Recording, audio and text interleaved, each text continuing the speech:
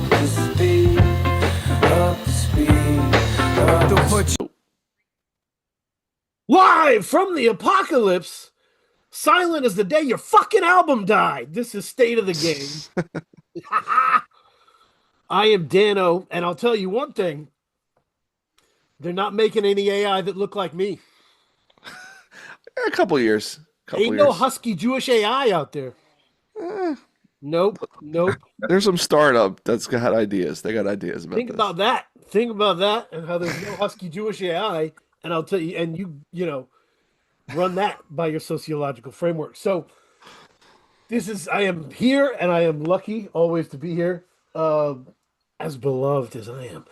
My co-host, who interrupted his painting of himself painting a painting to be here, is Kay Diggy.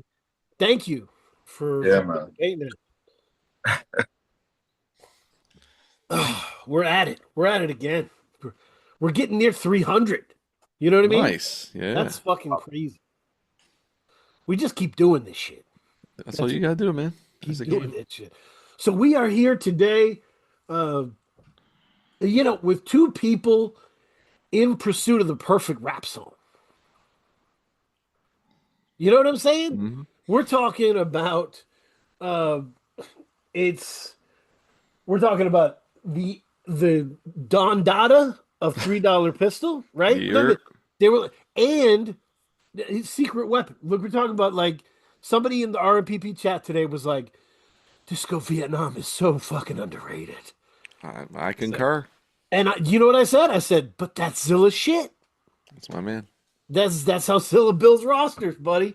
That's my man. He finds people that y'all don't value enough, and he gives them the spotlight. So I am so happy to talk to not just Zilla, who we've learned a shit ton from. The track sequencing episode is one of my favorites. Banger. We talked about Do or Die. That's cool. Yeah. Anyway, but I've always wanted to talk to Disco Vietnam, who is a bit of a mastermind. Yeah. So thank you guys for being here on the verge of Fast Eddie's release. Mm-hmm. We did it. Yep, it's been exciting, and I'm in touch with Zilla Rocca fans, $3 Pistolites. Interesting. Who are saying that this is Zilla's best album.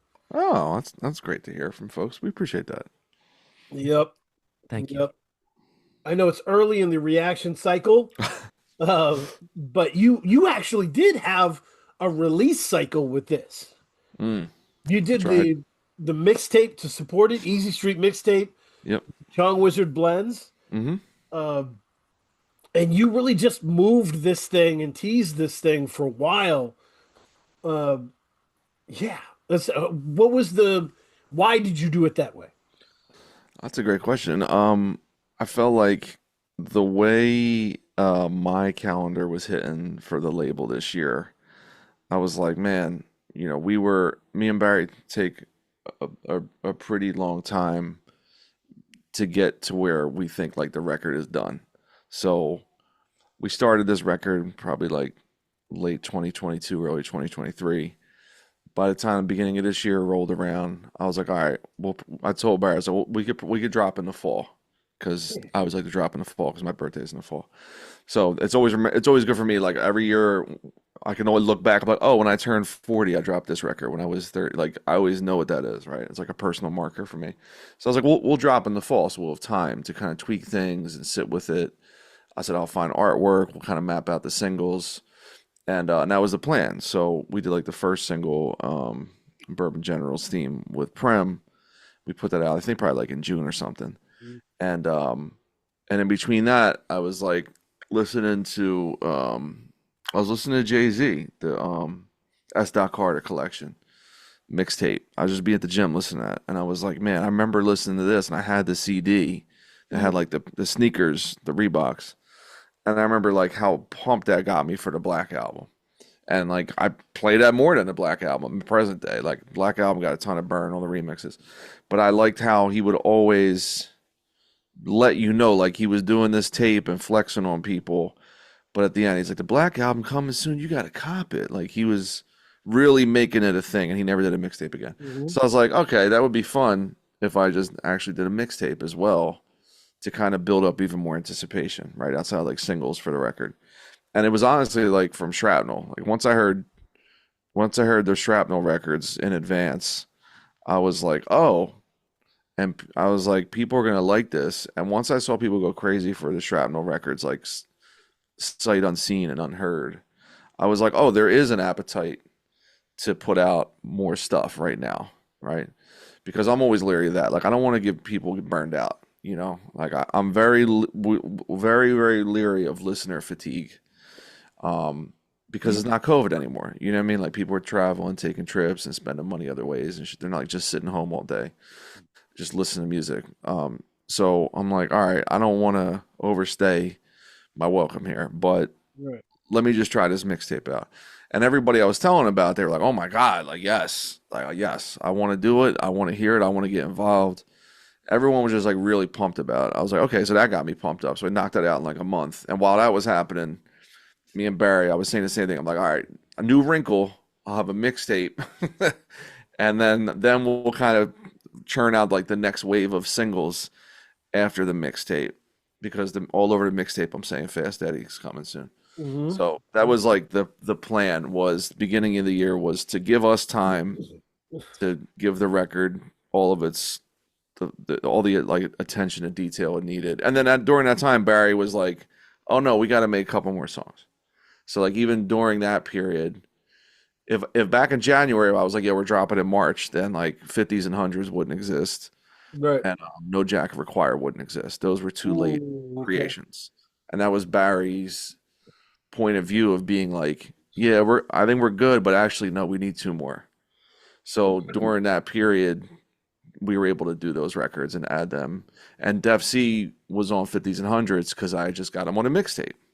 So, he was like, "Oh my God," he's like, "This is perfect timing. I can do it."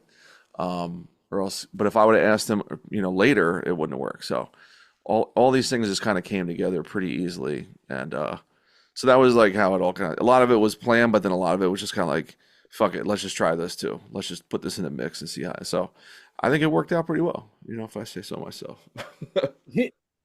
Disco Vietnam, how did you feel about this custom timeline that you guys created?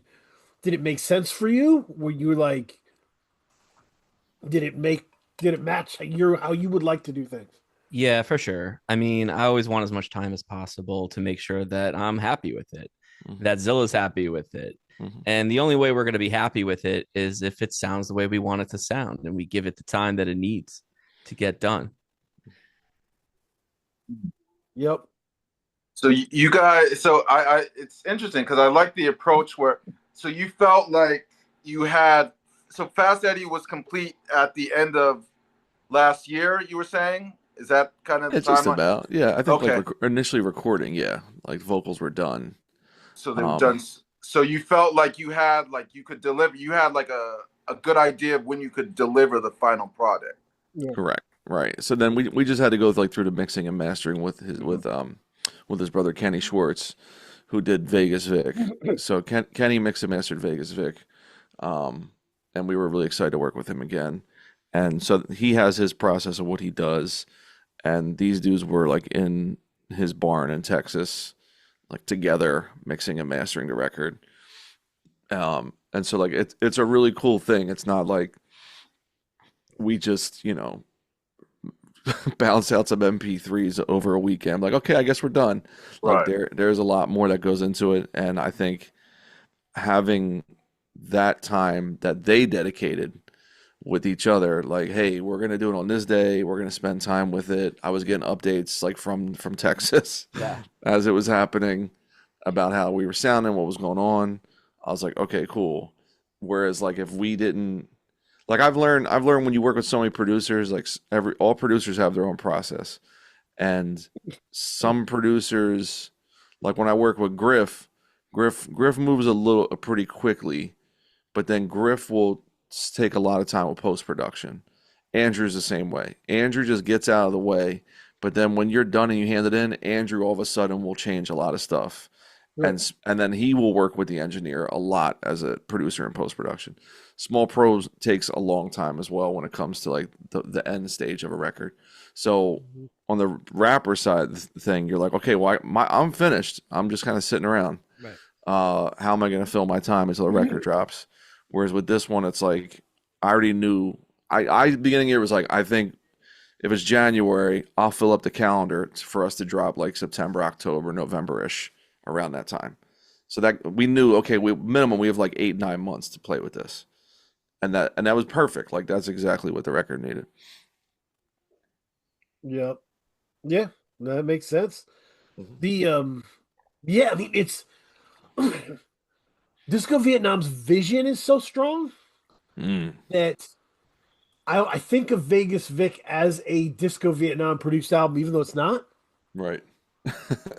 Because his fingerprints are just all over it. And like some of my favorite producers, they're so involved with how it should sound that it's like a great director where you're like, oh, I'm watching a Wes Anderson movie, or I'm watching a Paul Thomas Anderson movie. Like Mm-hmm. it has their fingerprints on it. Like Mighty Healthy's like that. His fingerprints are on that stuff. So, and Disco Vietnam is like that to me. And so this it feels like a different world from any other world that Zilla has. If somebody was coming to you, Zilla, and saying, why should I work with Disco Vietnam? What would you say? Why they should work with him? Yep.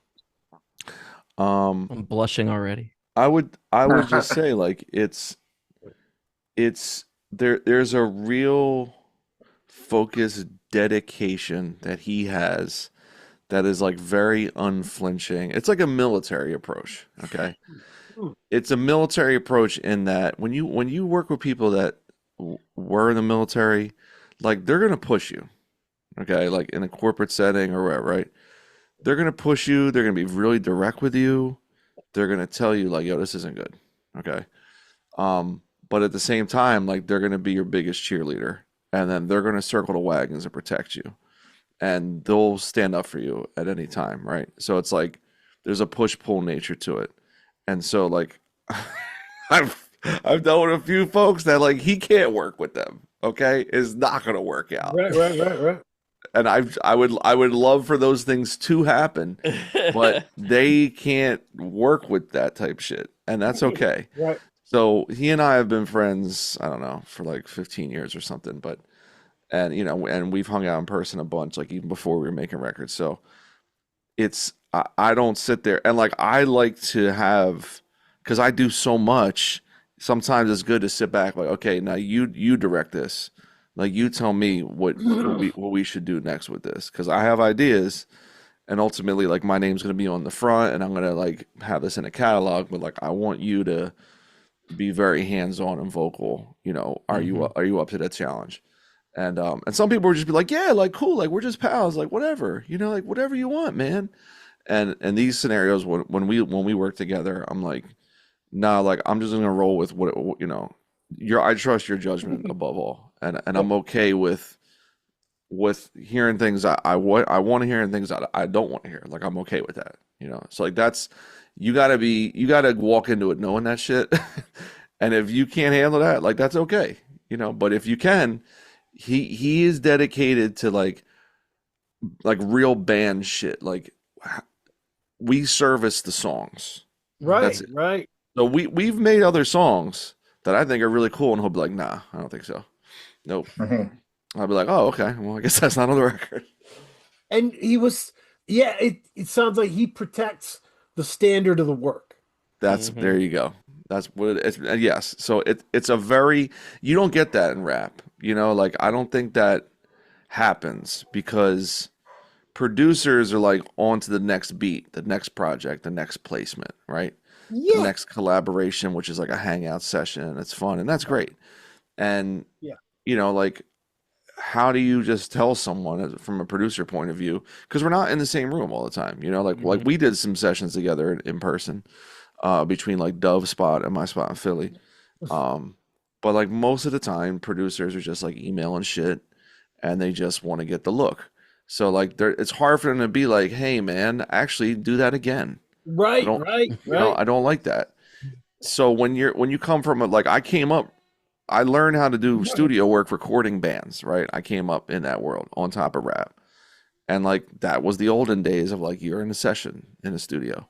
Yeah. And like people would just say to you like, yeah, that was cool, but like nah, do that all over again. Do the whole thing again. Or like, like the drummer was off on us. We're doing the whole thing. Like I came from that in the early 2000s in studios. So it's like that's not a weird thing to me. But if I was like 29, I would be like, this guy's a fucking asshole. Like, I mean, it's to me, and we'll see how you feel about this. So, there's a story I remember. There's a friend of mine who was like the best spoken word poet in the venue, right? Killing it all the time. And he went on stage, did a new piece, da da da da da, right? And he comes off stage, people are going nuts. Oh my God, oh, get the hugs and the love. He does all the schmutzing. He goes outside, he finds me, and he goes, fuck, that felt like it should work, but it didn't work. Why didn't it work? And I'm like, here's why it didn't work. Again, boom, boom, boom, right outside the venue. He had to get through those people who were in awe of him to get to somebody who was like, you're talented, so here's the standard. right. Like, we Right. didn't meet that standard. Right. So, like, that comes to the point where I was realizing, like, oh shit, people just interact with his talent differently. Right. Right? They see him very talented. They go, oh, that's great. Thank you for being talented. And I see it in a very practical, mechanical way of like, Right. no, sometimes it's great. Sometimes it's less great. What if we made great more great? Like, Yes. and so that seems to be part of that equation you're talking about. That's a good way of phrasing it. How do we make great more great? Yep. So that's interesting. So flipping it to you, Disco Vietnam, the same reversal here. What do you see as, like, how would you describe what is special about Zilla as an MC? He's so open, and he's such a like. I love how you call him Coach. Yep, coach. You know, Yep. like that's Zilla. When I started making beats again back in like 2017, I moved into my own spot and I realized, wait a minute, no one can hear me. I should be making really loud beats again. And I wanted to write a book at the time, and I was like, I need like to learn the ethic of doing something every day. Oh yeah. So I start making a beat every day, a bad one, a good one. I'll erase beats. Yep. Like, and if I found one that I thought was good, I'd send it to my buddy Zilla, just to be like, hey, I'm working on stuff. This is what I'm working on. And then it became a little overwhelming. Not just for me, but for Zilla, because I'm sending him a lot of music. Sure, every day. And then that's what kind of developed into the House Rabbi series, 12, 13 volumes of music that I've put out. But that was just from the ethic being, let's start something every day. And however far I get is what it was in the time that I'm inspired to do it. And when we started making this record, I just saw it as like, oh, let's do the sequel to Vegas Vic that had legs, that had good marketing, that had good brand. People still like that record. Let's do Vegas Vic 2. Right. And Zilla was like, okay. And as time came on, his vision became more exquisite. And I was like, okay. And so he had a real idea of what he wanted to say and what he wanted to talk about. And he came to me and was like, I want you to do the whole thing. Yeah. And so that changes the ethic too. I'm like I just described, let's just crank it out. Be creative. All right, now we're doing a project. The ethic has changed. We want to put our best foot forward. We want to make sure that all 14 of these songs sound as good as they can possibly sound, and they're all as good as they can possibly be. Yeah, I mean, that makes sense. I think of someone, I'm thinking of Zilla as someone who was creatively antagonist, and who likes to look at the world of music and go, I see all of you going to the left, but what's on the right? Correct. and does that over and over and over again. And the benefit of it is other people will look at Zilla and go, "Oh shit, okay."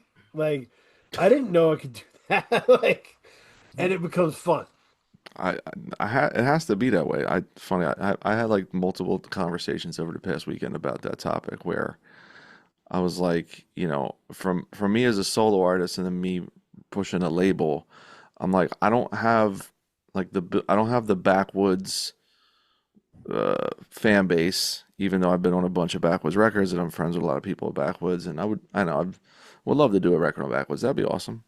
And then I don't have like the Griselda, Bach Hami, like Stove God, Rock Marcy folks, even though like, Barry's done a song with Rock Marcy and Flea Lord, and Right.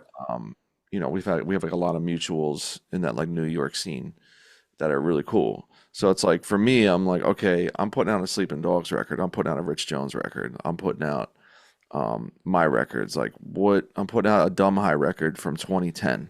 Right. Right. Okay, so for me, it's like how do I get people on board with this?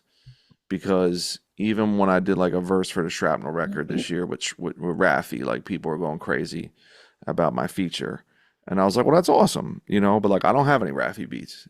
Like I don't have any of that shit. I don't have Mike Lab beats, I don't have Obliv beats, I don't have any of that. And so for me, it's like, okay, how do I, in this world that I'm like navigating in, but I'm not in those set bigger fan bases and zones of interest, like what makes sense to me, and like how do I be like, this is what I'm standing on. And so when we do this record, it's like, okay, like one thing we kept saying was like, yo, like this is music for everybody, and that sounds cheesy, but it's like the point is to be like extremely accessible, but doing it our way, not like, all right, we're gonna hop on this trend and then we're gonna do this. It's like we're making this. You could play this around your wife and she's not gonna be like, turn that shit off, or like you could play this if your dad's over the crib, you could just kind of have this on or whatever, or like your kids, like it's and all those other scenes I said, like you can't do that. Like it's weird if you did. It would be really weird if you did that. And I love all those records, but like I'm not playing like some of that shit if I'm cooking dinner, my wife's in the kitchen. So like that was like our credo. And like the music I put out as a label broadly, I feel like Sleeping Dogs records. I'm putting another one out on Bandcamp Friday, an EP. Sleeping Dogs make those type of records. Like Rich Jones makes those type of records. Mm-hmm. So I'm just kind of using that examples, but like I'm trying to make it, and everyone I'm talking about, myself included, like everyone has their own thing. Like my record doesn't sound like those records and they don't sound like mine. And I love everybody that I'm talking about, but it's like, that's where for us, the edict was like, how do we make this as accessible as possible, and there's only so much farther you can keep going into like the moodiest of abstract of kind of like tangential run-on things, which is cool, but it's like I don't think like that, I don't move like that, but I can appreciate it. But like, look, we're not doing that, you know what I mean? Like these beats aren't like that. So that's like the line to walk, and it's we just keep doing it. Like I don't know who's gonna like these records, bro. Like I have no idea. You know what I mean? Like, but we love it. We love these records, and that's all really matters. Like we love it. No, yeah, I'm in a similar space where I was.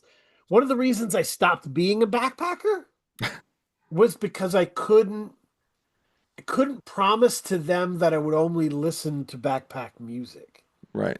I was like, nah, if some dope shit comes on the radio, I'm chasing that down too. Right. You know what I mean?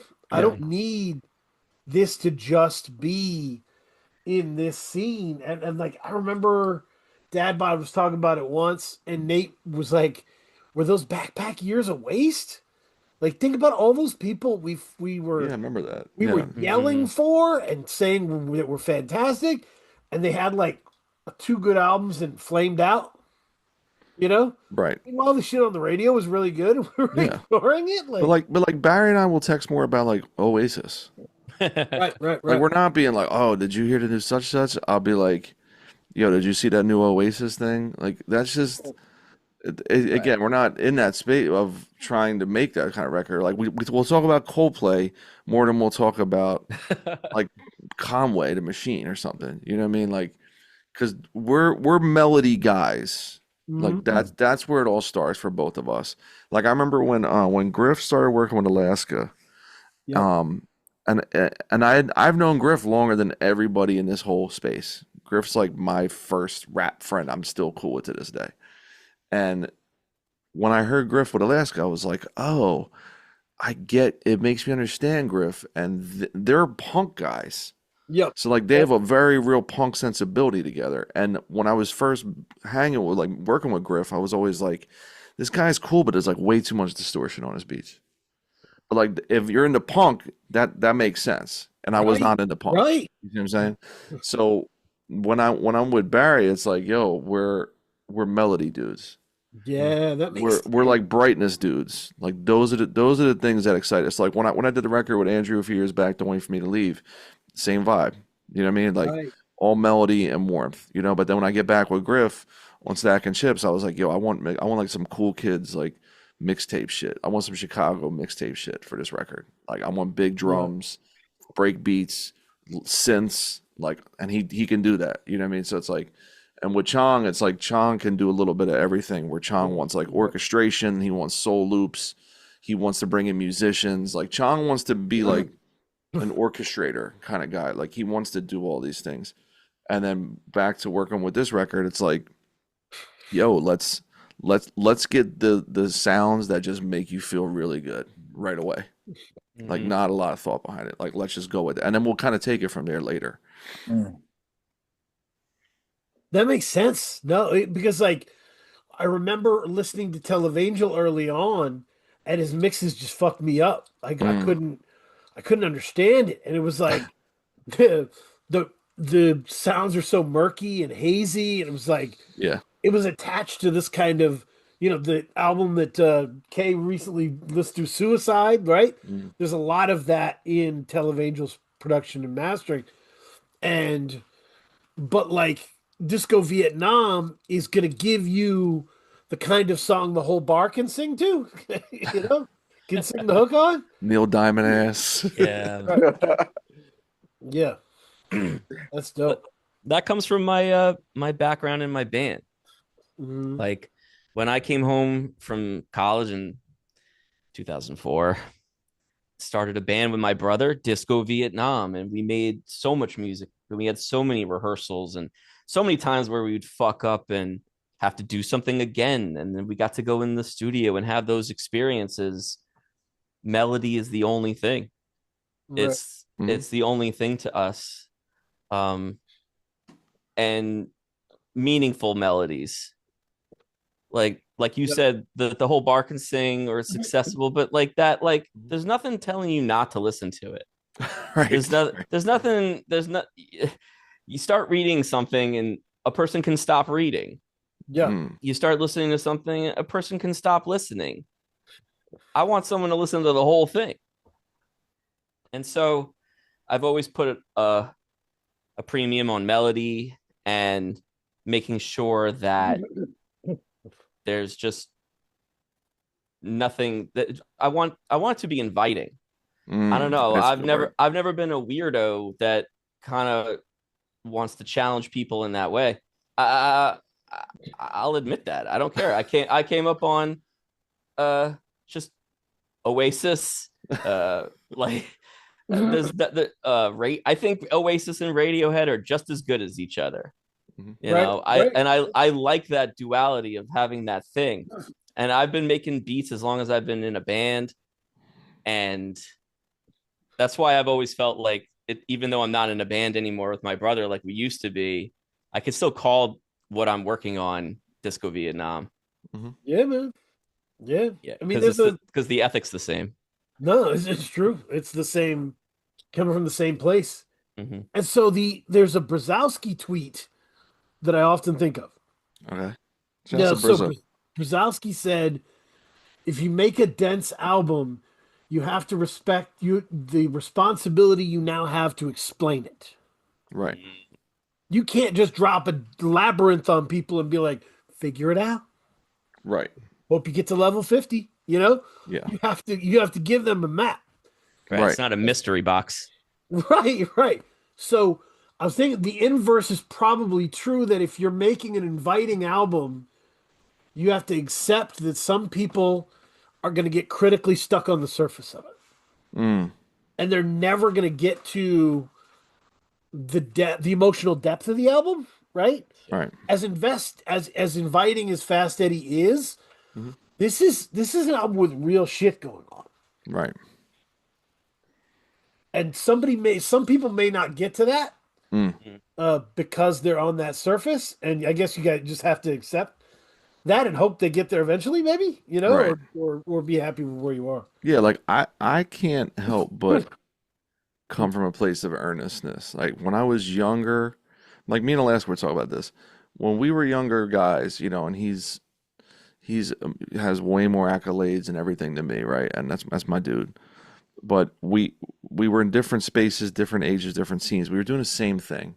We were like in our 20s rapping on all these crazy styles and rapping fast and all this experimental shit and doing all this. And it was all just like a mask because we had no life experiences. But we had to fill in the space to justify doing the song, to justify getting on the bill, to justify selling a CD or whatever, right? And so it's like you're trying to dress these things up and cover up for the fact that like you really don't have shit to say, right? But you want to say things because you love rap and you can rap good, right? You can put words together. And the older you get with it, like I said to him, I was like, it kind of reminds me of like Black Thought or like Sean Price. Not saying I'm on that level or I'm like equivalent, but it's like when you listen to like Do You Want More, Black Thought, he's like scatting, he's singing, he's doing spoken word, they're doing all this shit. Then you get to Philadelphia Half-Life and he's like real honed in, he's like focused. Then you get to Things Fall Apart and he's just like, okay, I'm just like a rhyming dude. And then now 15, 20 years, 30 years later, it's like, oh, that guy's just like the best verse writer. That's just what he is. And he writes the greatest features, right? Right. And he just raps straight ahead and gives you killer shit. Sean P was like I remember when he started first being Sean P and he wasn't Ruck anymore. And I was like, oh, he's kind of like dumbing his style down. I don't get it. Right. At first, that was my first inkling. But then when I started hearing those mixtapes and leading to Monkey Bars, it's like, yo, he really just, all you need to say was like, you're supposed to lie to the cops, tell the truth in the booth. So if you tell the truth to cops and lie in the booth, like that right there. That's so technical of what he did, but it's so direct and simple and memorable. Right. And at that point he was like, yo, I'm just comfortable being Sean P now. That's just my name. My real name is my state. I'm not Ruck anymore. I'm not Ruckus. You know what I mean? Mm-hmm. And so like that's a different level of like comfort you get as a grown man. And for me, it's like that's the great word, inviting. Like when I was making uninviting records, disinviting, whatever that word would be, I would do show. They'd be like just stare. People just be like, "Wow, what the fuck is going on? What is this?" Like show like live. They would be like, "I don't. Okay, whatever." And the records would get like some critical acclaim during the blog era, and that's great. But when I do these songs live and I do these sets and I put out these records now, I'm just like, yo, like Prism 25, like that's a real song. Like Right. Circus is a real song. Like these are just real things. Like in my other songs, like Love is Doom, like making a song about not want to go with my girlfriend at the time to a Halloween party because I want to watch Doom doing Red Bull Music Academy. Like that's just a real moment. And I think that's really cool to have that in there versus like doing a college essay and you got to sit with that. You know what I mean? Like here's my dissertation on socioeconomic issues and race issues and inequality issue. And like, I'm not saying that's bad. I'm just like, I don't, my brain doesn't work like that with music anymore. I'm like, here's what's on my mind. Here's the song. Here you go. And, and it is inviting. And that's like a deliberate thing because I don't want to be in a mystery. You know what I mean? Like Sean P, like when he became just Sean P, he was bigger than he ever was in Helter Skelter. And in Helter Skelter, he was like way more kind of technical, kind of just like rapper alias. Yep. Whereas he was like Sean P. What does he say? Hardcore records and Mary J. Blige and hardcore rap. Like that's what it was. Like I'll punch you through a bus and listen to Mary J. Blige. That was hilarious. Do Do you write the songs in real time? Like you mentioned the Halloween party with your girlfriend. Did you like not go to the party and then go right to the booth and write that, or did you like kind of stew on it a little bit and No, like, oh, it's funny, man. It's like I've had those moments. They're more few and far between. Where like I used to have more time to like react right away and write something.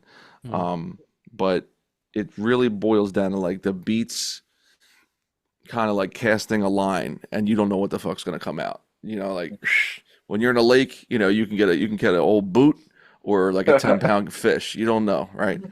And like that's the beauty of it. So like when he sent me the beat for like I think Prism is the first song we did, and that was like 2022 or something like that.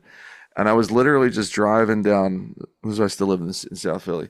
I was driving down Broad Street, which is the main street in Philly. I think I was going to go pick my son up from daycare, and he just sent it to me. And I'm like I'm on the road driving, open up my Gmail, my phone, like looking down, looking up, and pressing play. And I was in traffic, and I was like, wow, this is. I was like, this is gonna be heavy. Like whatever comes out, this is gonna be heavy. And then Right. and so like that whole thing just came out from that. But I'm talking about like the '93 blizzard in Philly, which was like staying home from school for a week and then whatever, right? Me and my dad were watching like local cable and stuff like that. So it's like that's where that pulls out, 30-year-old memories, and then Circus was like I wrote a funny thing, I wrote Circus in the moment, like years and years and years ago during a breakup. I just had that sitting around. And when he sent me that beat, I was like, oh, this sounds like a breakup beat. Like this sounds like despair. And I just happened to remember, I'm like, I wrote about this before. Yeah. So that song was written at the time, years ago, like years and years and years ago, but it kind of fit. And then I just came up with the hook for it. But I think the beat he sent was called Circus. And I was like, oh, I like that title. Right. But I was like, but it's called Circus, but the beat's sad. Yeah. So I was like, well, how would that work? Like, because I was like, I like that juxtaposition, you know what I mean? So it's like, how do I do that? And that's when I just came up with, disappear like magicians at the circus. So There's a mournful pulse to Circus. Yeah, it's and I like that we open the record, with bangers, and then you get me and Prem back and forth, you get me and Milk, and then you get to Circus. It's like, okay, are you really gonna keep going with us? Like this is that one. And to me, it was like it's a very like no ID beat. It's like real understated, but when it comes on, you're like, oh, I gotta play this. I gotta play this one. So yeah, like it's crazy, man. Like the writing is so fascinating because you never like even when we did Tire Swing. Like Tire Swing, I think I wrote that. That's about my uncle who passed away. Right. And I think I was writing that.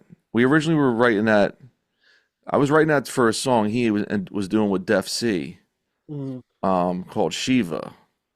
And my uncle, I never sat Shiva before until my uncle passed. And so when they told me they were doing that, I was like, oh, okay, I got something for that actually. And that was like kind of in the moment. But then I just didn't finish it. I didn't know what to do. I kind of got to a point where I was like, I don't know what else to say. And then him and Andrew came over to my crib, and Andrew, like I told Dan, Andrew did all those songs in one day with us. He just walked in.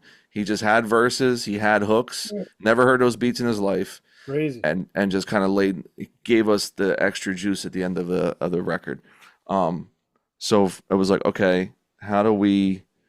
So Andrew's like dropping all these verses, and I was like, what am I gonna put on this Tire Swing joint? Because it's really hopeful, and it's like a Just Blaze beat to me. It's like the big, huge record, and I found that verse which wasn't done about my uncle, and I was like, oh, I'll talk about like his death, but how that affects us. And so I kind of finished writing on the spot when they were here.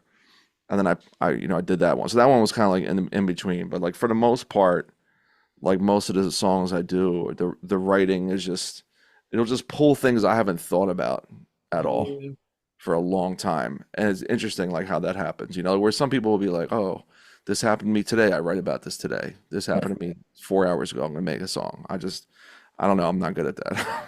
And the lens on that verse is really interesting because it almost feels like, I don't know, the end of the Wonder Years where they all had like, and then Jenny went to college, and then it was like Yeah. after the death, here's how we're all doing. Like here's Right. how things are going. Right. Really, Exactly. really interesting. Yeah, it's cool. Yeah. No, it's. Do you ever Disco Vietnam? A Zilla question for you, Ah, because every Zilla album, there's a window into old Zilla, hmm. Mhm. and old Zilla's pretty rough customer. Like, do you ever get these back and go, damn, glad I'm not dealing with old Zilla. He beat up the engineer. Like, uh, It's funny. I mean, I've known Zilla so long, I don't know this aspect of him. yeah, We've been, like he said, we've been friends before I was even like really going for it, making beats. There's some old stuff that we did together that ended up on some of his more recent albums in the last few years. But like I've eaten Thai food with Zilla. I was drinking beers with Zilla and Jeff Weiss and all those guys. Yep. Like, and that's how I met Zilla. And we just like over the years kind of like, I mean, this guy's the reason I'm married. I'm gonna say it. This guy, well, because making beats every day, I started getting the glow, and he's encouraging me. Meanwhile, he's a very happy in his relationship, and he's given me maybe like the best advice I've ever gotten about relationships, and I'm taking it into these experiences. And the best advice he ever gave me was marry your best friend. There you go. That's it. It's easy. That's it. And so me and my best friend, my wife, are about to close on a house. Boom. At the Look at same that. time, my album's coming out with Zilla. It's a culmination of all these things. And so I don't know. That's just my buddy Zilla. I love it. I love that. And that's a glowing endorsement, right? Because ideally, you want to be the only person in touch with your darkness. Right. Right? You want to confine it to a place where you're in communication with it, but nobody else is. Right. I will also say that like I'm mostly focused on making sure that everything sounds great. And it'll take me a long time to be like, oh, is that what this record's about? Is that what he's talking about? So, but I was really happy that he's always thoughtful. Yeah. If I'm giving him a beat, he's putting effort into what he's saying. Yeah, dude. Which I always appreciate. And it's why I get in fights with people who aren't Zilla. There you go. That's fair. I mean, I know it is. I think it's a good, because when I was waiting for you to ask that question, Dan, because you quite deftly pointed that out. I forget, maybe it was on me and Chong's last record about my current versus old. Yep. I think. See, Barry's a romantic, right? And I'm like a deflated, destroyed romantic. Oh, Like I used to be romantic. I used to really like be hopeful, and like was really thinking things were gonna go my way. And from like 14 to like 29, nothing went my way. Like I had the line on a song. I was like, I did nothing right for 10 years, but I was still young. But like that's real. Like nothing worked out. Nothing. Every plan I had, none of it happened. Period. Everything failed. Relationships, lost money, friendships rotten. Like all these just stupid things, right? Nothing like real life shattering. And so the romanticism I once had, Barry has still. And that's good to have friends like that aren't always like, yeah, man, everything's just so fucked. Like, what are we doing, man? What, there's enough of that in the world. And so I think when we do these records, it's like I can be romantic about, like Wolf Beneath the Fleece is just like, yo, I'm just gonna bar out. You know what I mean? Like this is just gonna be fun. This is gonna be awesome. And I can romanticize like the joy of rapping, right? And that's a good feeling as well. Even when we did like, Bourbon Generals and The Moon, we did that all together at Dove Spot with Prem. We're just like, we're all just gonna have a good time. We're all gonna meet up. We make the songs right away. Like that's how we did Yiddish Pimps. You know, like all that lives in like around the same time. Andrew coming through, like, yo, salute your shorts. That was just like spur of the moment. Like Right. Barry played a beat. Andrew's like, I got bars. And I was like, he said something about donkey lips. And I was like, oh, we should call this shit Salute Your Shorts. And I just did the hook, right? So it's like, okay. So there was like that, the communal brotherhood you get with songs in person with people. And like that, I could tap into that with him. I haven't worked with any other producers in person like that. You know, like Small Pro and I used to live 6 blocks from each other. And when we did Career Crooks, the first and the second one, I wasn't in the studio with him, but I would go to his crib and we would hang out and I would pick beats, but I wasn't like creating with him in the spot, right? Right. So like that's where when Barry and I have done these records, we've had that opportunity. You know, like even during COVID, like this mic I'm on right now, like this dude was like, yo, during COVID, he's like, yo, your mic fucking sucks. We got to get you a new mic. And so we like met up in a parking lot. Yeah, we met up in a parking lot like Hooters in New Brunswick or something. Like height of COVID, like so I could borrow that mic that he has. And that's how I did Vegas Vic on that mic, on his mic. But he's the first person. I had that mic for like 15. I recorded hundreds of songs on that mic, and he's like, your mic sucks, bro. You sound like shit. I was like, oh, okay, well, sorry. And then, you know, but I've been using this bad boy ever since. Shouts to him. No, it's that's the thing I'm most proud of for this record is how much of it was done in person. Like you drove up to Long Island and hung out at my place, and I showed you half the beats that are on this record. Yeah, and a lot of them I made the night before because I was just so excited Zilla's coming over. You know, and then we met at Prem at Dove Spot with Prem, and then Andrew came through. Like these were sessions. Yeah, this album was made through sessions. Yes. And yeah, sure. There's and then of course I flew all the way down to Texas to visit my brother, of course. But like, let's mix the whole record together and make sure that we're happy with it, that it sounds beautiful on these speakers, in this car, on this clock radio, before we're ready to say, okay, this is done.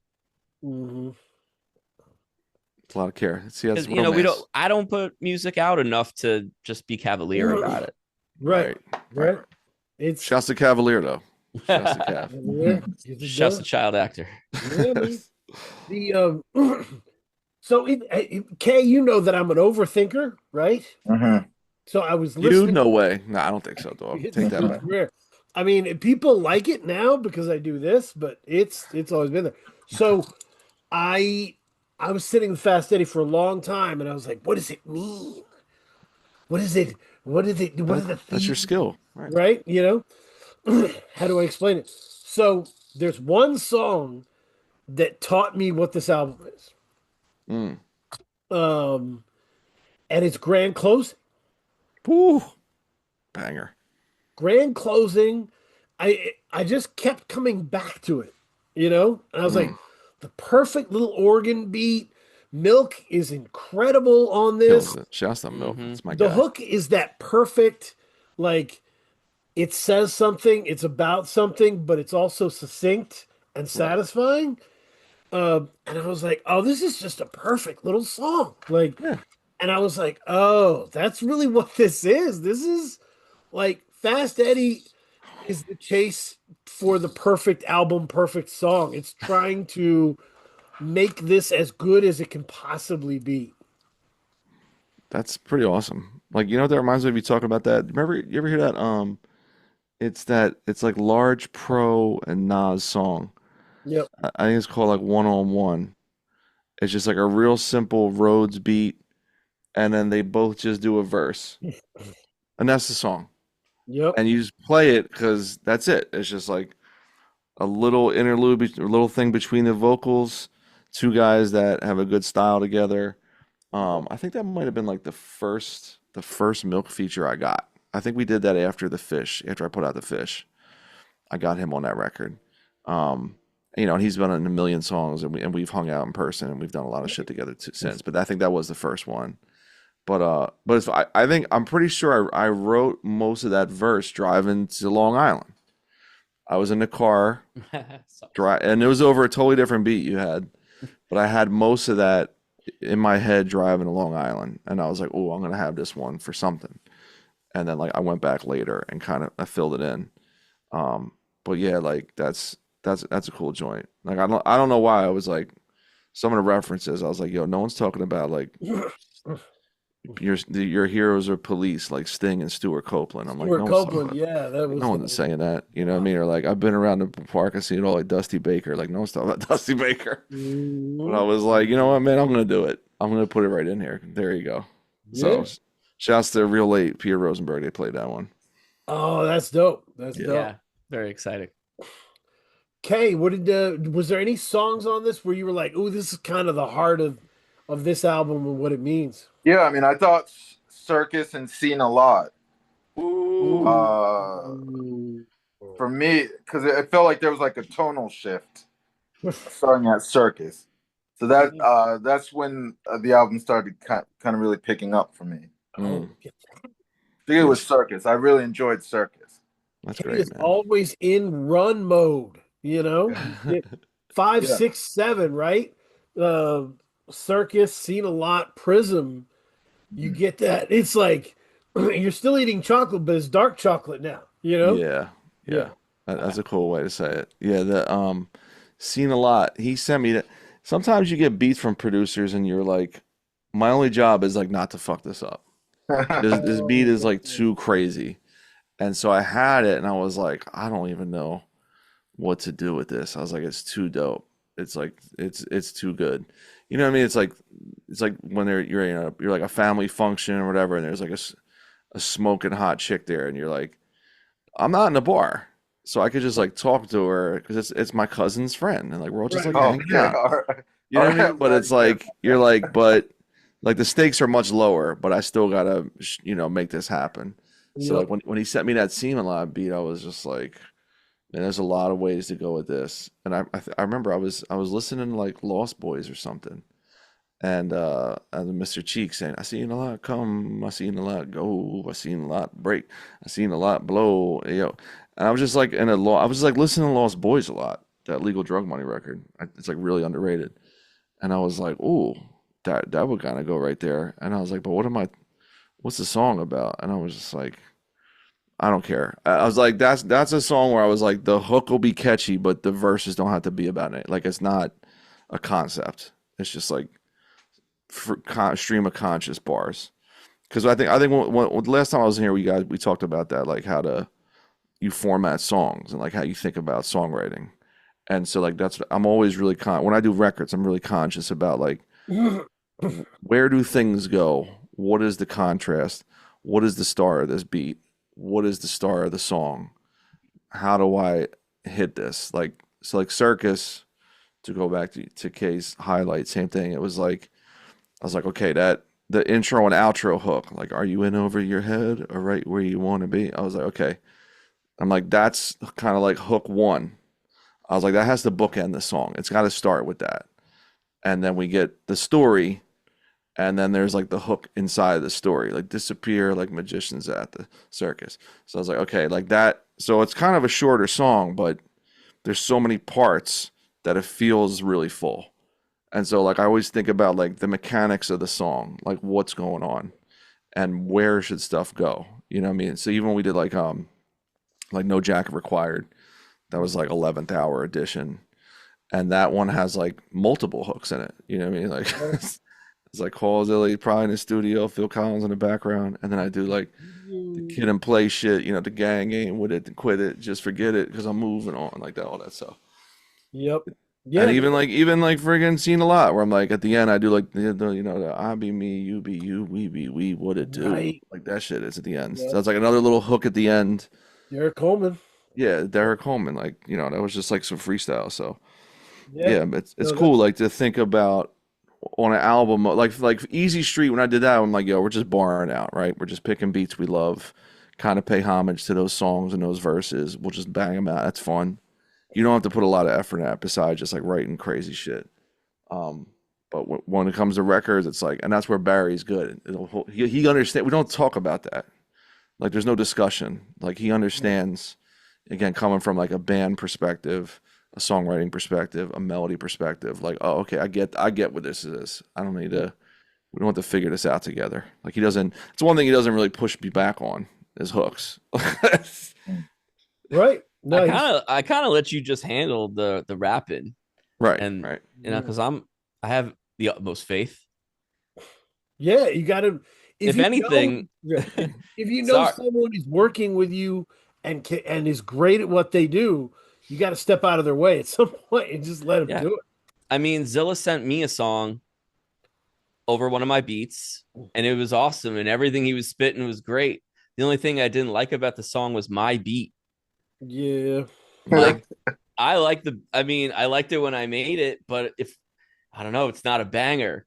I'm like, can we try this? That's great. Can we try this over another beat? He tries it over another beat. Sounds cool. Still, I'm like, yeah, but can we try it over another beat of mine? Like, I'm rejecting my own beats. Yeah. Correct. And then that's how 50s and 100s was made. Oh, Yeah, that's the third version. The album version is Right. the third version. and that is like, that's such a posse cut beat. Mm, Such like a, how do you not sound good on that? right. But to the Mr. Cheeks point, I just wanted to say, Mr. Cheeks should definitely be studied as a hook mastermind, right? Yes. Yes. But we're not talking about this shit like ancient history, legal drug money. Like, you could go to Vina from 2024. It's a Heems album, right? Heems is great. Had a great run in 2024, right? Okay. But Vina was his second release, 2024. Track 4, Mr. Cheeks, Bourdain, and it's a fucking banger, of course, because Mr. Cheeks is on it, dog. Dude, he's so good. You can't have Mr. Cheeks on and it's not a banger. Mr. Cheeks brings it, kills the hook. It's the best thing on the project. That's just fucking Mr. Cheeks. That's what he does. Dude, he had like some random EP with Ninth Wonder, like 7-8 years ago. Yeah. And I was like, he had like this hook where he's like, I miss my brother Freaky It's LB until I die. I was like, how are you still good? He's a mastermind with that shit. This is great, And I'm like, no one talks about this guy. Mm. No one, he's never discussed. Lost Boys, it's like it never even happened. And I'm like, dude, those songs were gigantic. They were gigantic when they were out. I'm like, and they just kind of get swept up. There hasn't been a song like Renee since Renee. Oh my God, dude. Yeah. Renee's I don't think it amazing. helps that his name is Mr. Cheeks. I'm gonna Well, it hasn't aged well, I'll be honest with you, but like he even had like Me and My Crazy World. Like I'm talking about I'm in love with two women. Yeah, I'm like, wow, I love it. I used to play the crap he out was of a it. storyteller, but Yes. he could nail the hook, so it made Yes. sense for the song. Yeah, When he's over there, she wants to be a lawyer. In other words, Shorty studies law. Got it. Thanks. Yep. That's the best. That's like something dude would say. No, that makes sense. It's crazy. So it was Fast Eddie. So, first of all, I would say, Kay, how would you describe this different world that they've built together with these releases, Vegas Vic, Fast Eddie, and how these sound different from the other releases in Zilla's? Well, I mean, it is very melodic, like they said. That's kind of what stood out to me, because when I first put it on, I mean, there were some hip hop elements, but it was very melodic. There was a lot of, I don't want to say pop, but like alternative music influences in the beats, kind of. Hell yeah. That's cool. So there was that mix of those two, like, because I heard a lot of alternative, which makes sense because you guys were mentioning Oasis. Yep. But then I would hear like you said, Just Blaze. I heard a lot of Just Blaze elements in some of the production. So it was a cool mix in my opinion. Yeah. Got that motherfucking Cranberries, Bush, Silverchair shit. You know what I mean? Yep. We're watching MTV 120 minutes type of shit. You know what I mean? Yeah. Like Nope. VJs with like Duff. Remember her? She was hot. Duff. Yeah. What's the Daisy pipeline of like? Fuentes. What's the pipeline of like 90s MTV people and like red pill right wing media? Oh, It's pretty wild. It's pretty wild. Fair. Yeah. It's weird. Yeah. It's always sad to see. So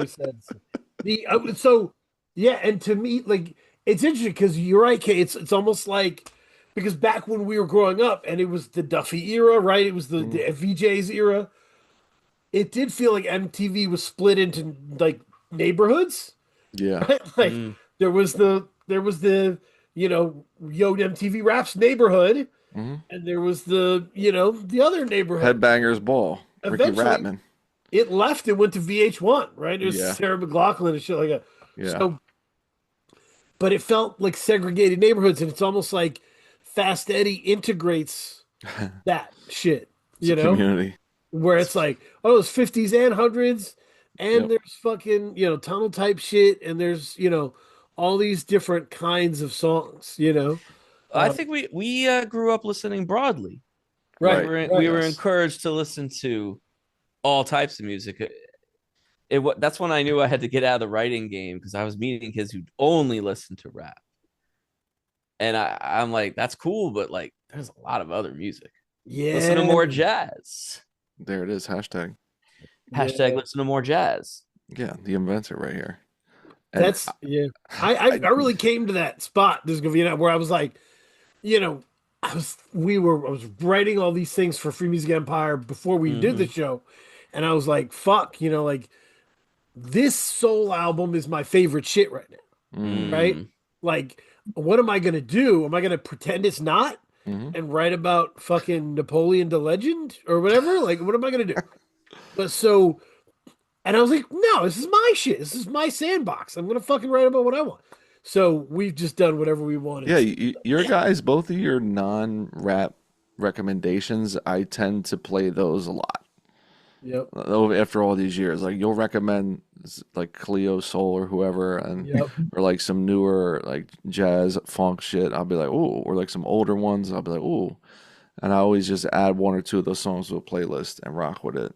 And that's the best part. It's like, dude, I was buying Bon Jovi and Simpsons Sing the Blues when I was buying Naughty by Nature and House of Pain and friggin' Humpty Dance. You know what I mean?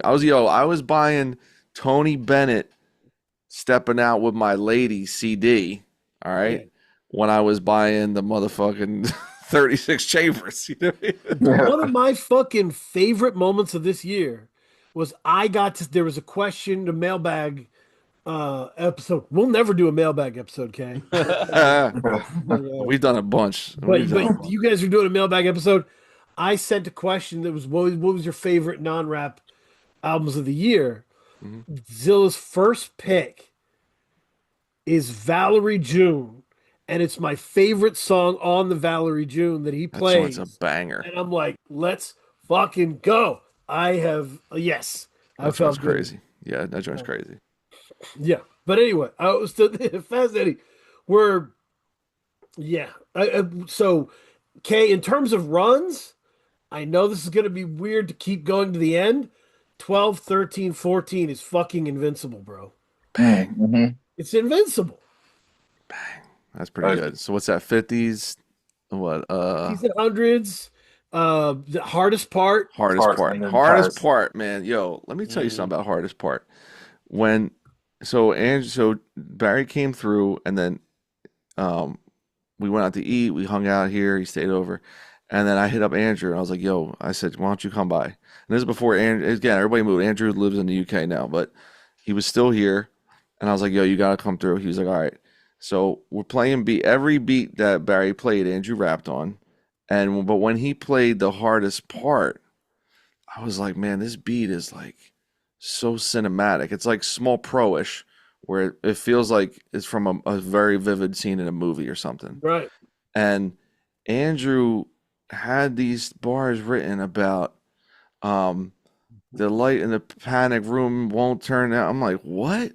Like that? I'm like, yo, that's dark. Like you're talking about It's Your World Now. I was like, you might own this. I was like, yo, this is hard. This is like a darker Andrew, because the beat is dark. It's not hard. It's not like a banger. It's just dark to me. And Andrew came up with some shit, and then he's talking about like his fucking belt loop gets stuck on the door, on the knob handle in the kitchen, and he falls down. Yeah. And I'm like, this guy just had all of this for us, like ready to go. He was like, "Oh, I got this." And it's like, and that's the hardest part. Always keep it short. When you start, what? That's the hardest part. And then so me and Barry did like group takes where we're in the background doing the ad libs. You can hear Barry's voice in the background, and but when we did that, I was like, oh, this is going on a record. Like I don't care if everything else gets cut. This makes the record.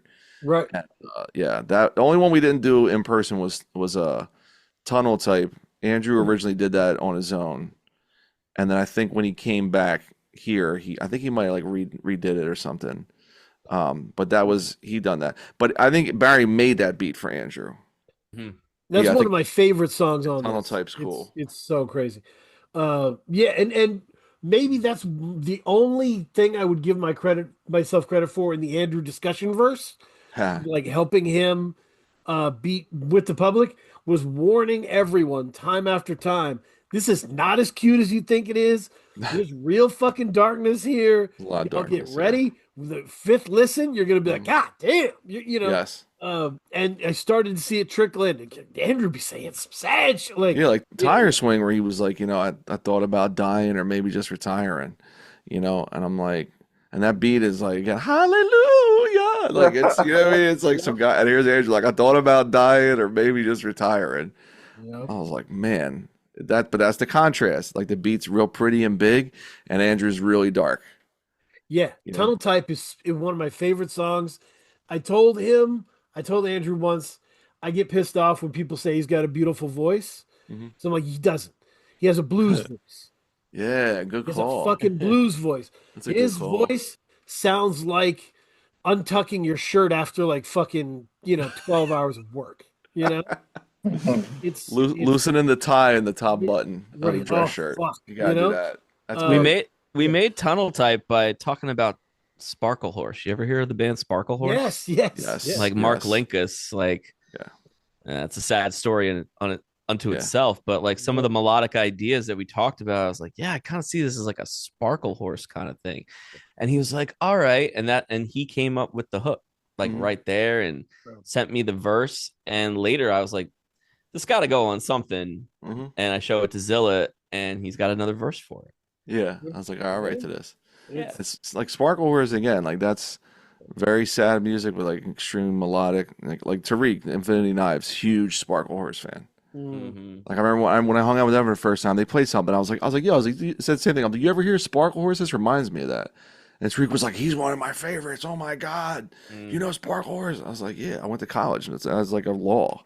You had to listen. When you were in college in the 2000s, you had to listen to Sparkle Horse once. That's hilarious. Yeah, they just it's so the other question I would have is Kenny does the mixing and mastering. Talk to me about what Kenny brings to this and how what he does that y'all don't do. Kenny completes me. There you go. Kenny, he's my younger brother. We're 4 years apart. And music has been a part of our lives for our whole lives. He started playing drums at 14, and it was immediately like, this kid's a prodigy. Now, he should have gotten started earlier if he was a prodigy, but he was already good, just picking up the sticks. He eventually went to the New School of Jazz and studied contemporary music and had incredible teachers like Alvin Atkinson and William Parker and Bernard Purdy and Alvin Atkinson. So just incredible people. Adam Deitch, like worked with my brother. Nasheet Waits worked with my brother, and he learned from these people. And he became an incredible drummer. He moves out to Los Angeles, and there's a lot of incredible drummers in Los Angeles. And so my brother is faced with this thing like, I'm just a drummer. I'm a great drummer, but so is that guy, and he's actually a guitarist. Right. So how do you start to differentiate yourself? He takes on a whole new skill set.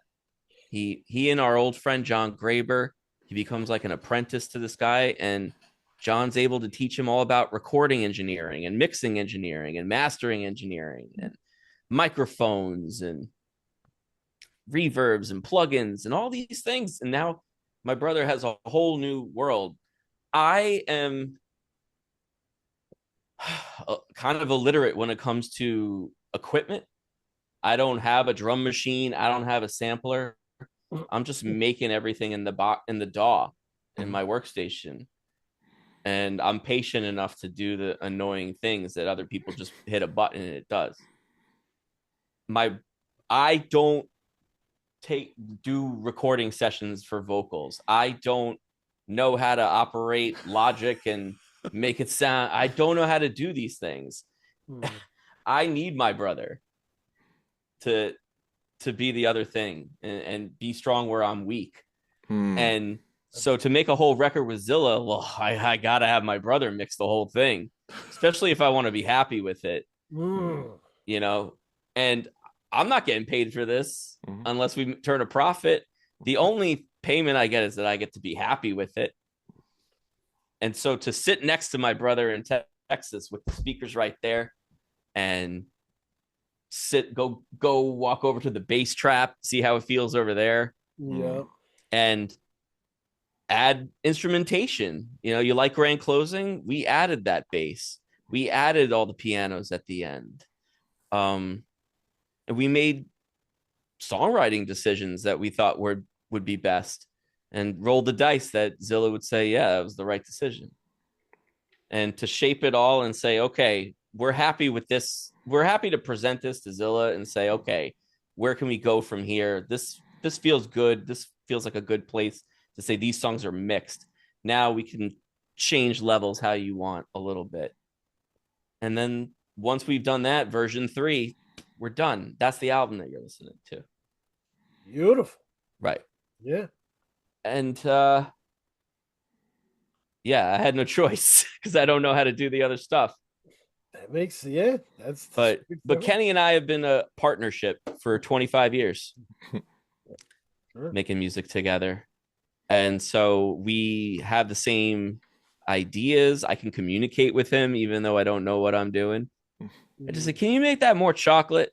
Can you put some garlic salt on that snare? That's awesome. Garlic salt. Like yeah, that's great to be able to have that short. And it's a special thing, and I hope people can hear it. That there's the brother element going on behind the scenes. That I call myself Disco Vietnam when I make beats, but Disco Vietnam is me and Kenny. Always will be. That's awesome. Yeah, shouts to Kenny. It's my guy. Yeah. How does Kenny's mixing and mastering feel for you, Zilla, versus anything else you've had? It's always cool. I'm always intrigued by that. You know, like me and Barry will text about certain records that people will like, and we'll be like, bro, that sounds like shit.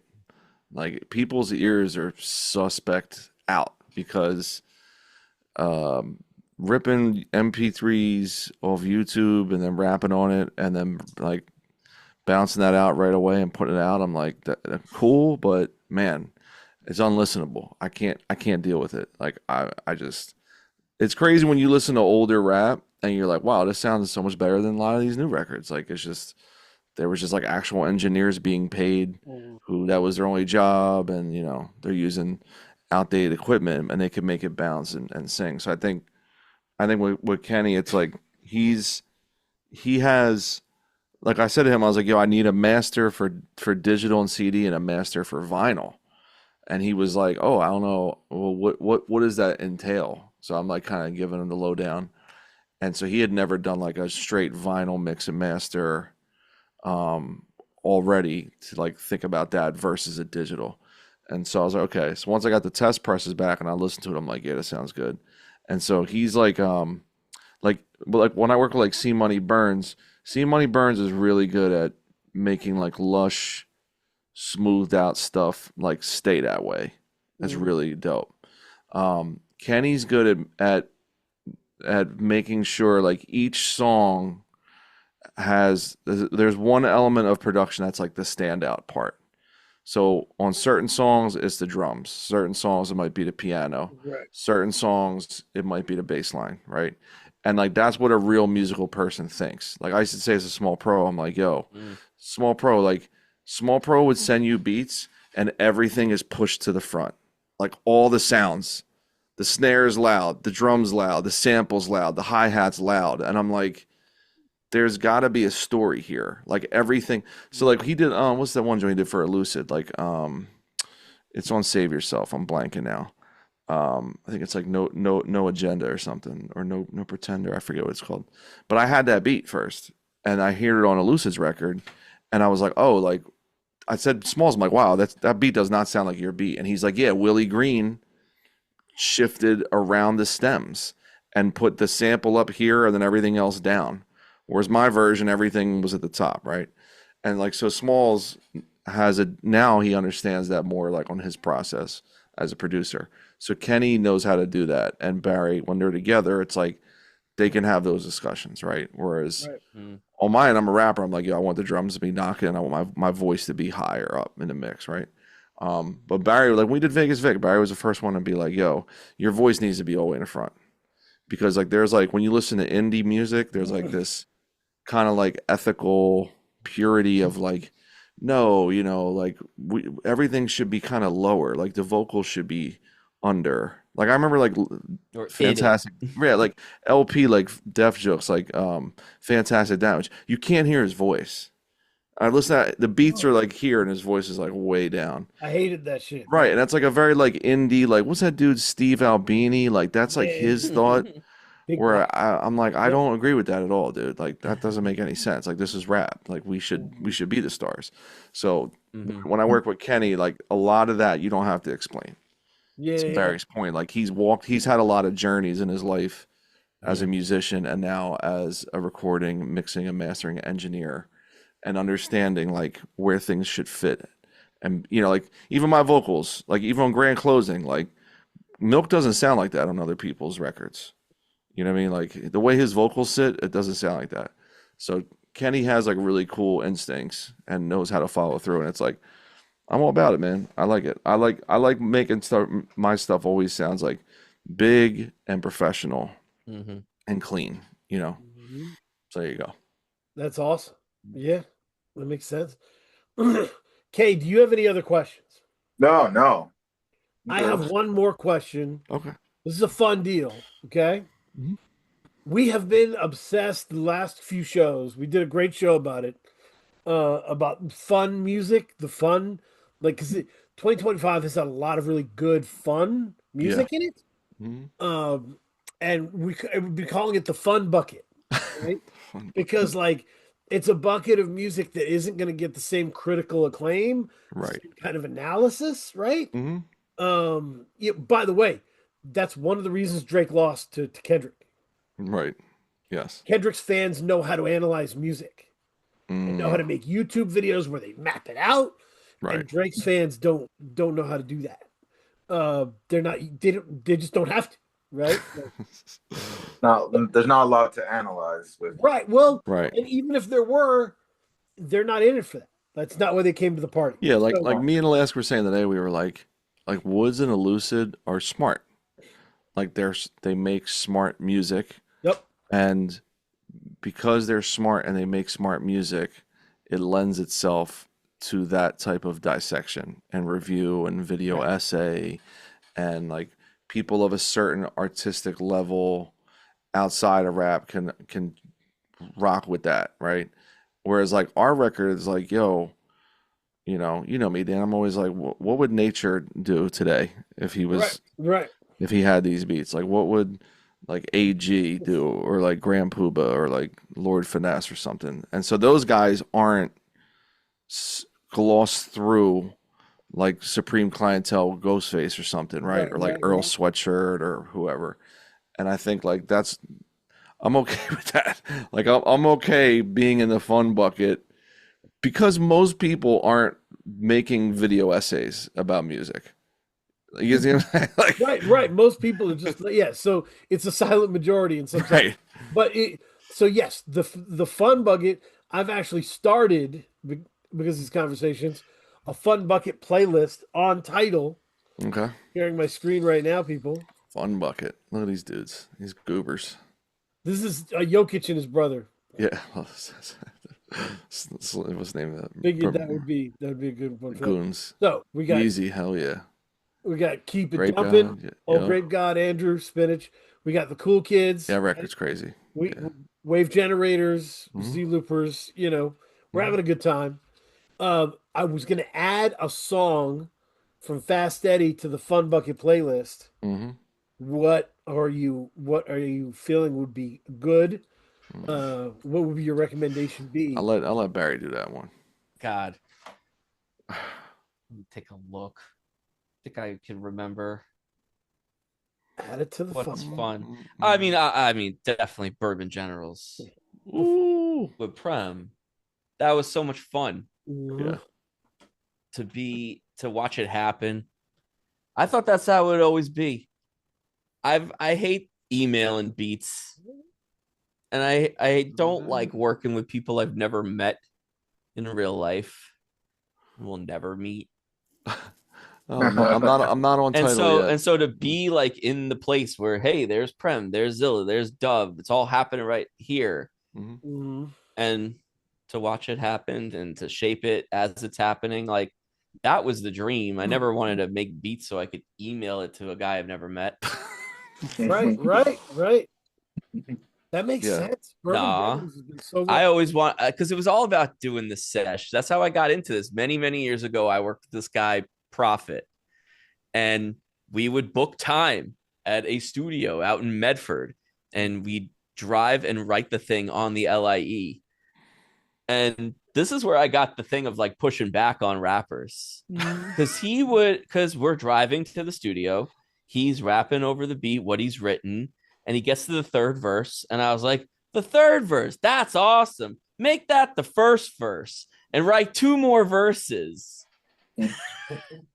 And he's like, okay. But like now the song had a structure, now the song had an idea, a theme, and Right. it became a real song. And I can listen to that song today, 15 years later, 17 years later, and I'm like, it's still a good song. That's what I want. Yeah, absolutely. What was the name of that? Bad Weather, Stormy Weather? What was the name of that song? I love that song. Profit. That's He dope. Oh, Profit. nice Nice weather. weather. Yeah, and he Yeah, spelled profit with an A. right. Yeah, So that I'm joint's gonna bad. go with Bourbon General's theme part 3 because it was fun. We were there drinking bourbon, Yes. Yep. smoking, Correct. recording. Um, That's the fantasy. you could find Profit Nice Weather on LongIslandRap.com. 2016 post. They still have it up. Long Yeah. Island Rap.com. You know, The Shouts to Sam. Shouts to the it's homie Sam. it's still on Passion of the Weiss from like 2007. Wow. Yeah. It's a great answer. That's a great one to have on there. It's a banger. The back and forth is dope. Mm-hmm. Great year for the back and forth. Yeah. Um, I would do 50s and 100s. oh, Like 50s and Oh. 100s, when he sent me that beat, I don't know, like 4 months ago or something, I was like, because Barry's favorite rapper is Method Man ever, right? He puts Method Man over everybody, to Cal 1 and 2000, and part 2000 over everything. yep. And he sent me that beat. I'm like, this is like PLO style right now. Like this is Method Man's beat, but I have it. Method Man doesn't have the beat. And so I was like, man. So it's interesting watching that song hit people. Like shouts to Colin. I was at the Sleeping Dogs and Shrapnel show in Philly last week, and I just dropped it that Friday, and Colin was there, and he's like, "Yo, I played that 4 times in the Acme parking lot. I couldn't get out of the car. I had to just keep playing that shit." Fucking great. And Yeah. then like some rap homies I've known for like 15 years are on IG. They're like, "Yo, this is crazy. This 50s and 100s," because like they're all Reef fans too. And then like people on TikTok, people on Spotify playlists, like everyone's reacting to 50s and 100s. And shouts Reef is man. Reef, I probably said it on the pod. When COVID hit, Reef was the only person outside my family I saw the most every day. That was it. It was my wife, my son, and Reef, and his son. The only people I interacted with for like 8 months. That's crazy. Yeah, so Reef used to live around the corner from me. So Shout out to Reef doing state of the game on the steps outside. always on the steps. Yeah, like when he says like you rappers dumb and broke. I run with crazy Russian balls like the Thunderbolts. I love it. Yeah, dude. Yeah, I mean, He's I hope he feels loved, right? He's the I hope best. he feels like the legend that he is. Oh, he definitely does in Philly. Yeah, he's got B, murals about him. that's well deserved. He's had like That's statues made. Like a dude handcrafted a statue for an art show for Reef in Amazing. Philly. Like Reef is, he's like literally the first real show I ever did in Philly. I opened for Reef in like 2002, 2003.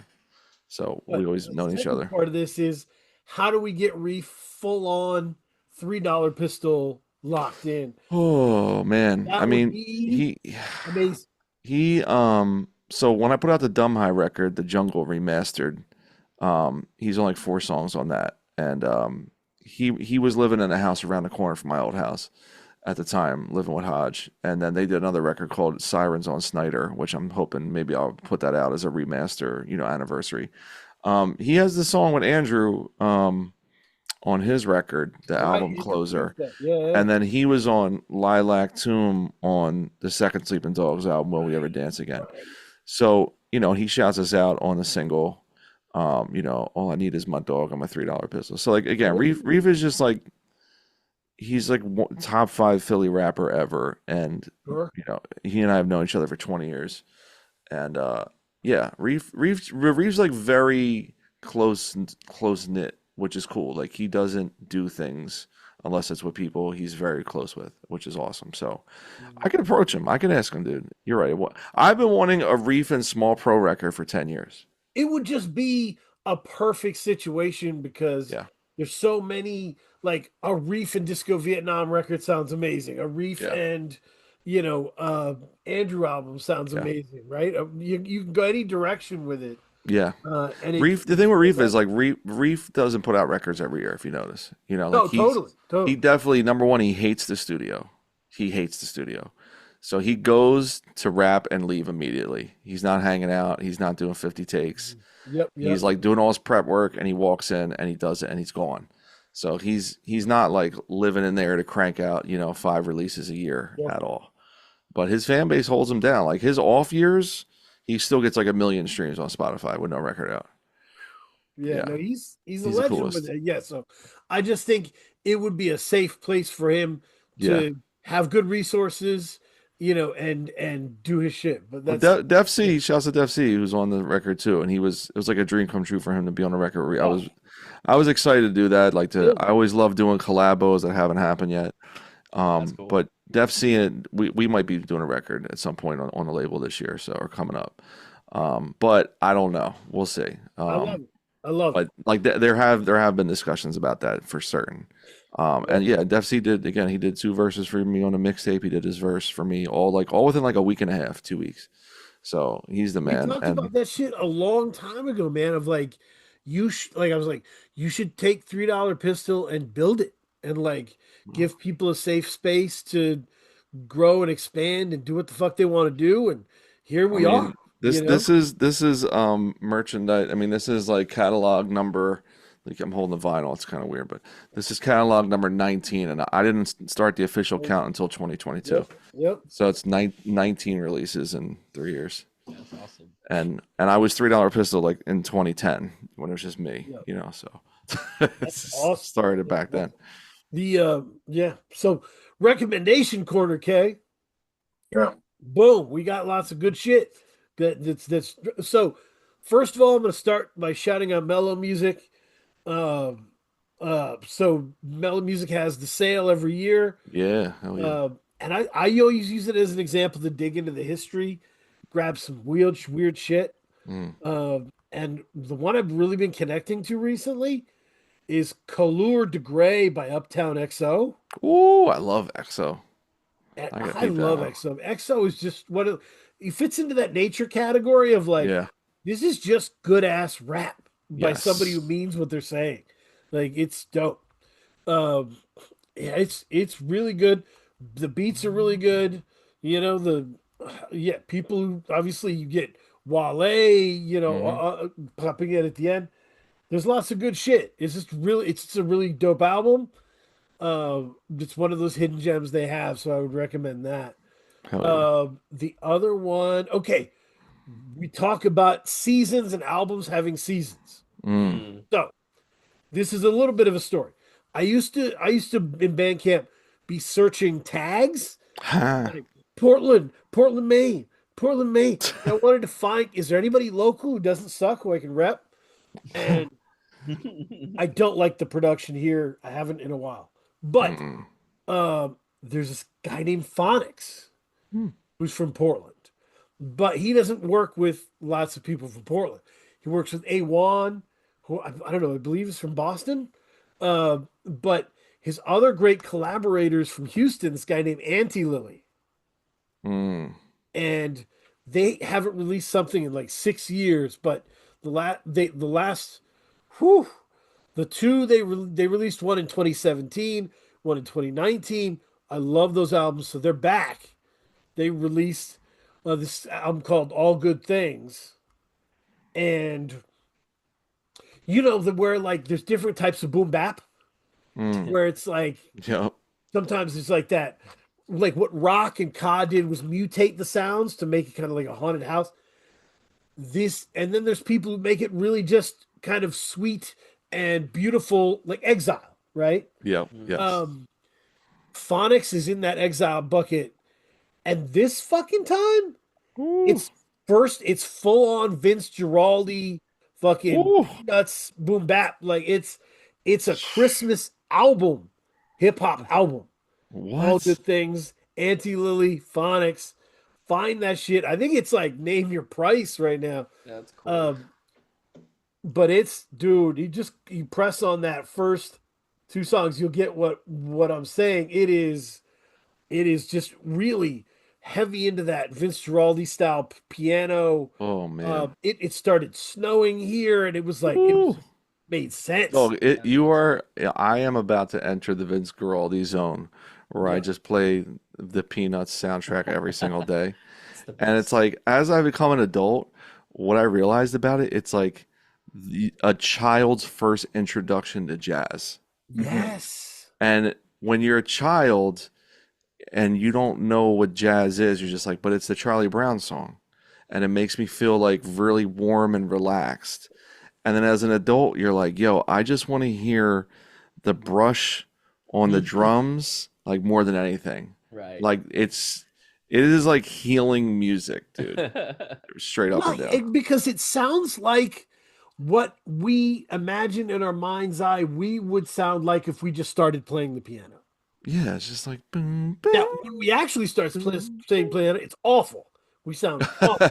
But in our minds, we're like, oh, it would be like do do do do do do do do. It would be this ramshackle thing, but it's so it still has that. That's a feel. Schroeder. Yeah, it still has that feel Yeah. to it. The third one, by the way, third pick, is called Conversa Fiada Mm. by Manu Traval. Manu Traval produced recently a rap album for KLG Clerget, KLG Clerget is from Cameroon, and Manu Traval is from Brazil. Was an interesting thing, and great album called Muses, but the production is so wild Mm. that I was digging into Manu Traval's, catalog. Conversa Fiada is really kind of a jazz album. It's not. Ooh, okay. It's not a rap album, and it's amazing. That sounds cool. Manu Traval's dope. It's like that ability to take beautiful sounds and fuck them up just enough to where the beauty is still there, and it's like it's real experience. It's so crazy. It's almost like you took the sweet sounding stuff that you thought bossa nova had and added weird industrial touches. Mm. Interesting. So fucking cool. That sounds really wild. Yeah, I was outside playing with somebody else's dog. Industrial bossa nova. Yeah, dude. That's the name of my next beat. Industrial bossa nova, man. Put it on. That's I think it's and I've been able to tell Manu online this is amazing. So shout out to her. Zilla, what are you rocking with? What are you listening to? It's been like Rilo Kiley weather for me lately. I've just been playing a lot of Rilo Kiley. I don't know why, but like but Dan, you know how I feel about Jenny Lewis. Sure. To quote Barry, I would give my life for Jenny Lewis. And she knows that. She knows that. I would give my life for hers. Yeah, I've just been playing a lot of Rilo Kiley, man. I'm trying to see what else I've been bumping lately. Let me see real quick on my Apple Music situations. Neutral Milk, what's the name record? Neutral Milk Hotel. I've been going back to that for some reasons unknown. I've been playing the what's the name song, Barry. You'll love this. That thing you do, the Wonders. I don't know. It's been in my mind lately. I just like been playing that song a lot. Yeah. So I've been on like my 2000s, late 90s, like rock wave lately. And then we're doing a pod this week on the De La record with Mike Eagle. Oh, interesting. I've been playing that. Yeah, I'm kind of like onto it and kind of not in parts, which is kind of how I feel about most of the De La catalog the last 20 some years. And then because I was just at a lot of Philly sports game, I just playing a lot of Meek Mill too. Like 2010s Meek Mill, Rick Ross songs. I just been playing. There's a video out there of Michael Rappaport saying that, just shredding Meek Mill and being like, he's never on beat. It's Vlad TV, I think. It just kind of. Bro, what are you talking about? It was like trying to name 20 Philly rappers that were better than Meek Mill. There aren't 20. And it was hilarious. I'm like, he was doing it was like the old person thing was like, Bahamadia. You know, all right, dude, whatever. Steady B, cool C. Okay, man. Get the fuck out of my face. Corrupt, you know? Huh? He's not Philly, bro. Come on, stop. Claim him. Yep. No, I'm good. Shouts to Corrupt, but he's not one of the greatest. He is, but he's like, I don't know, man. I've been listening to Streets as a Mother. You and Prem are like Streets as a Mother day ones. It's a great album. I love that album. Yeah. Streets as a Mother. I love that album. I was always a Daz guy over Corrupt. Yes. See, I was a big Daz guy. I'm a Daz guy. But Corrupt, the thing that made Corrupt so special is he was emotional. Very emotional. That DMX diss song is one of the most emotional diss songs I've ever. Kay, have you ever heard this? No, I haven't. Oh my God! Motherfuck D, motherfuck F. Yeah. It's one of the craziest. I met Corrupt when I got flown out to LA for a junket to interview Kurt Russell and Corrupt for that movie Blue. It's called Blue something. Blue Streak? Not Blue Streak. What a life! Blue Valentine? No, it was a Ron Shelton movie. It's a Ron Shelton movie with Kurt Russell and Ving Rhames. I'm looking at this up. I'm looking up the Ron Shelton filmography right now. The Best of Times, Bad Boys. Oh, this is writer. I'll find it. I'm still on his producer stuff, director stuff. Play It to the Bone. Dark Blue. Dark Blue. I never heard of this. What is this? So I interviewed Corrupt for Dark Blue at a junket at 8:30 in the morning, and he was hilarious. And he was a super nice guy, and he was taking pictures with everybody, which is not ethically correct if you're a journalist. But this cute girl is like gets a picture with Corrupt, and she wraps her arms around him and hugs him. So now it's my turn to get a picture with Corrupt. So I wrapped my arms around him and hugged him. And he thought it was hilarious. I took a big swing. Oh, that's awesome. Yeah, I took a big swing. You didn't tell me Mike from Breaking Bad's in this movie, Jonathan Banks. Brendan Gleeson's in this one. Okay, you look up Calling Out Names. It's called Calling Out Names. Banger. Dude, that's a great that song like set Vibe magazine on fire. They were losing their minds when that came out. No, I interned at Vibe magazine. Nobody was saying DMX's name on records. Like they were not. No, if you were dissing him, you were like ghost dissing. Yes, that was that era, subliminals, the subliminal era. He was like fuck you. You know? It was crazy. So I'm with that. Yeah, that's the shout out to Corrupt for just being unhinged. Dude. What was the line he says on Doggy Dog World? He says like flipping hose like tennis rackets. Yeah. That's so fire. Flipping hose like shit. Yeah. Or he'll do a thing where Corrupt's like, I'm gonna say bitch 7 times. Oh, that stresses me out. On explosive. he'll go out on a limb and shit. It's like a comedian doing the bit so much that it's funny again after it's been not funny. Like Corrupt. Yeah, it's a lot. It's a lot. He'll bring it all the way back. Anyway, I'm obsessed with the Corrupt song with Pete Rock called Sure, Yes man. Sir. Oh, I It's love on- that song. It's on Yes, Streetlights sir. from 2011. Oh, yes, sir. I used to play that as my cool down song on the cardio, bro. That's an incredible beat. That's amazing. Speaking of the De La record, like Pete Rock has not made his best beat yet. No. wow. It's possible that Pete Rock has not made his best beat yet. I love Pete Rock's, like his production of that Common record was fantastic. Yeah. Yes, the beats are awesome. I just think, yeah, he would, and It's timeless. It's Do you remember timeless. he did? Didn't he do a Smoke Dizza album? Oh, Yes, that's Yeah, I just did a couple of crazy. them. Smoke rocks. Don't smoke rocks. I love that. That shit. record's amazing. I might load Love that up that shit. tomorrow. I wish he would do more shit like that. Like I don't want him with legends. I want him with like Yeah. crazy hungry cats. You know? Yeah. Yeah. I agree. Yeah. He should do an album with just Styles P and Jada. I mean, all the songs he's done with the Locks are amazing, dude. Yeah, they're All incredible. of them. Fair. I'm with it. But yeah, what else you listening to, Disco Vietnam? I'm only listening to Pile, their new album, Sunshine and Balance Beams. For those who do not know Pile, they are led by Rick McGuire, who is a composer in a post-hardcore milieu, which I like. That's That's awesome. And their new album is their best one yet. I think it's their 9th album. I just saw them live a few weeks ago. They were incredible. I'm going to see them again next April.